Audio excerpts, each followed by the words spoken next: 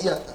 حضرت عمر رضی اللہ تعالیٰ عنہ کی مجھے بات یاد آئی، بڑی پیاری بات ارشاد فرمائی، فرمایا کہ ہم دنیا کی ذلیل ترین قوم تھے۔ حضرت عمر نے کہا کیونکہ زمانہ جاہلیت میں صاحب کرو وہ جہالت کی تاریکیوں کی انتہاؤں تک پہنچے ہوئے تھے، فرمایا ہم دنیا کی ذلیل ترین قوم تھے، اللہ نے اس قرآن کے ذریعے ہمیں دنیا کی سب سے معزز قوم بنا دیا۔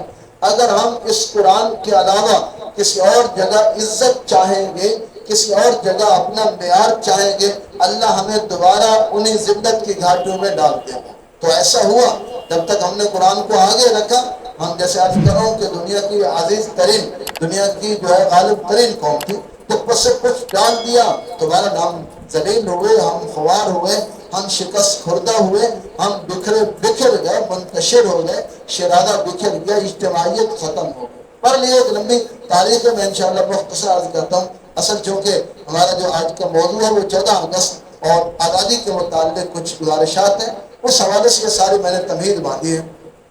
جیسے میں عرض کر رہا تھا کہ یہ تنزلی بہرحال آتی گئی، لیکن بہرحال پھر بھی کسی نہ کسی درجے میں یہ وقار قائم رہا، اور ہمارے یہاں جس خطے میں ہم بیٹھے ہیں، جس کی ہم ابھی بات کرنے لگے ہیں، ہندوستان پر بھی مسلمانوں نے کم و بیش 850 سال سے 900 سال کے درمیان حکومت کی ہے۔ سلطان محمود غزنوی بلکہ اس سے پہلے بھی تھی، بل باقاعدہ منظم نہیں تھی۔ تو کم از کم یعنی 800-900 سال کا پیریڈ ہے جس میں مسلمانوں نے ہندوستان پہ حکومت کی، اور مسلمانوں کی ہندوستان پہ جو حکومت کا زوال کا آغاز ہوا وہ اورنگزیب عالمگیر رحمۃ اللہ علیہ کی وفات سے ہوا۔ یہ وہ آخری بادشاہ تھا جس نے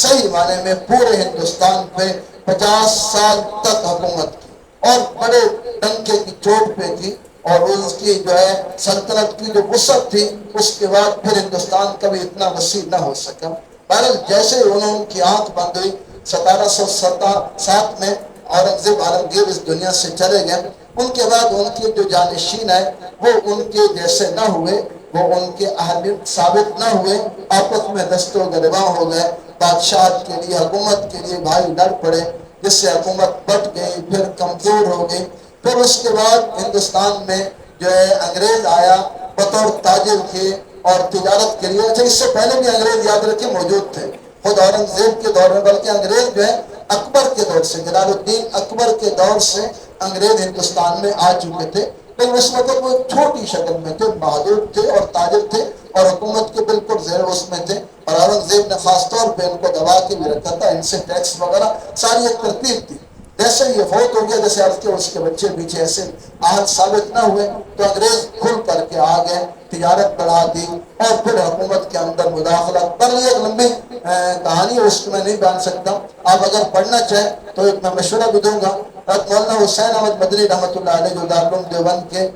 شیخ الحدیث تھے، اور بہت بڑی تاریخ آزادی میں ان کا ایک بہت نام ہے، کام بھی ہے۔ ان کی ایک کتاب ہے سامراج نے ہمیں کیسے لوٹا، سامراج نے ہمیں کیسے لوٹا، اس میں حضرت نے پوری تفصیل لکھی ہے۔ تو اب اس کا مطالعہ کریں، تو اس کے بعد جو ہے آہستہ آہستہ یہ بڑھتے چلے گئے۔ اچھا ایسا نہیں ہے کہ ان کا کسی نے بند نہیں باندھا یا کسی نے ان کو روکنے کی کوشش نہیں کی، لیکن میں نے عرض کیا کہ جب قومیں زوال کا شکار ہو جاتی ہیں، پستی کا شکار ہو جاتی ہیں، تو پھر وہ اتنے بڑے اقدام نہیں کر پا رہی ہوتی۔ کچھ افراد اٹھتے ہیں، چیتا لوگ ضرور اٹھتے ہیں، لیکن من حیث قوم سو چکی ہوتی ہے، تو اس لیے اس کے لیے جو عمومی اور اجتماعی بیداری کی ضرورت ہے، اس کے بغیر کام نہیں چلتا۔ افراد اس دوران آئے ہیں اور ان کی کوششیں بھی ہوئی ہیں، مثلا سب سے پہلا بند جنہوں نے انگریز کے سامنے باندھا وہ سراج الدولت ہے،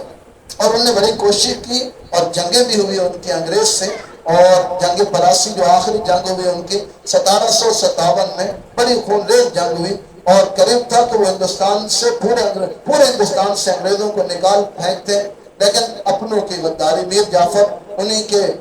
غداری کی وجہ سے جو ہے سراج الدولہ جنگ ہار گئے، اور انگریز مزید جو ہے آگے بڑھے۔ اور اس کے بعد ایک اور بڑی جو ان کے سامنے ایک دیوار انگریزوں کے سامنے تھی، وہ ٹیپو سلطان شہید رحمۃ اللہ علیہ تھے۔ ان نے بھی بڑی کوشش کی، اور ان کی بھی کئی جنگیں ہوئی انگریز سے، پر جیسے آپ کروں اس میں تفصیل میں نہیں جا سکتا، تو انہوں نے بھی کوشش کی، لیکن بہرحال جو 18ویں صدی کا بالکل اختتام تھا، اس میں ٹیپو سلطان بھی اپنوں ہی کی غداری سے جو ہے شہید ہوئے، اور بظاہر انگریز اس پہ بھی قابض ہو گئے، اور پھر انگریزوں نے یہ نعرہ لگایا تھا کہ اب ہندوستان ہمارا ہے، ہمیں کوئی نہیں روک سکتا۔ اور پھر اس کے بعد وہ دلی جو مرکز تھا اس میں بھی داخل ہوئے اور پھر بادشاہ کو پتلی بنا لیا۔ پر جیسے تیسے پھر بھی نظام چلتا رہا 1857 تک جیسے تیسے۔ آخری بادشاہ بہادر شاہ ظفر تھا، آپ کے علم میں ہے۔ تو بہرحال اس کی آخری زندگی میں یہ صورتحال ہو چکی تھی جیسے ہمارے یہاں اس وقت صدر مملکت کی ہوتی ہے۔ آپ کے علم ہے کہ صدر کا اور کوئی کام نہیں، اس کو تنخواہ ملتی ہے اور اس کو کہا جاتا ہے کہ بھی آپ نے سائن کرتے جانا ہے، نہ کوئی اختیار، نہ کوئی اس کے پاس اتھارٹی، نہ کچھ کرنے کا فیصلہ۔ وہ ایک کرسی پہ تابوت، ایک یوں کہیں خالی جسم بیٹھا ہوتا ہے جو بالکل کسی کام کا نہیں ہوتا۔ تو بہادر شاہ ظفر بھی بالکل ایسے ہو کے رہ گیا تھا، باقی سارا ملک جو ہے انگریز کمپنی چلا رہی تھی۔ تو آخری یہ کوشش ہوئی کہ کسی طرح شاید ہندوستان کو آزادی مل جائے اور بہادر شاہ ظفر کو بھی اس کے لیے قائل کیا گیا۔ مسلمانوں نے کوشش، اس کی بھی پیچھے وجوہات تھی کہ وہ کیا ہوئے، انگریزوں کے مظالم شروع ہو گئے تھے اور اسلامی اور دینی شاعر کی تزلیل شروع ہو گئی تھی، مسلمانوں کو خنزیر کا گوشت کھلانے پہ مجبور کیا گیا، اس طرح کی باتیں تھیں، ایسے نہیں ہوا۔ بہرحال مسلمانوں نے ایک آخری کوشش کر کے دیکھی 1857 میں،